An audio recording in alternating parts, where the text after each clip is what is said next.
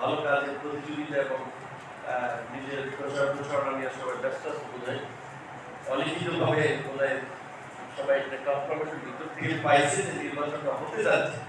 তো শুভকামনা, ভালো নেতৃত্ব পেলে আসলে একটা ভালো সহনশীল পরিবেশ তৈরি হোক।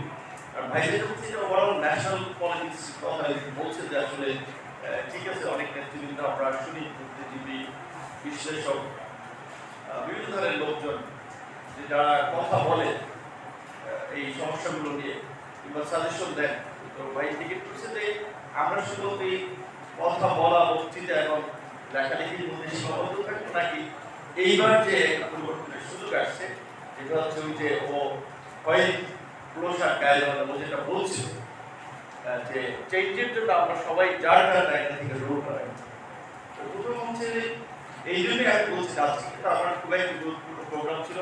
25 ক্যাডারদের আলোচনা, ওখানে গেলে 25 ক্যাডারের লোকদের সমর্থন পাওয়া যেত, সামনে রাজনীতিতে যেত সবাই ভাই আমাদের পক্ষে কথা বলছে, কারণ আসলে ওটা ভিত্তি প্রশাসনের মধ্যে 26 ক্যাডারের, বিশেষ করে প্রশাসন ক্যাডার, অ্যাডমিন ক্যাডারের যে দৌরত্ব, পদোন্নতি থেকে শুরু করে বিভিন্ন ক্ষেত্রে, সো এটা নিয়ে আলোচনাটা হয় না।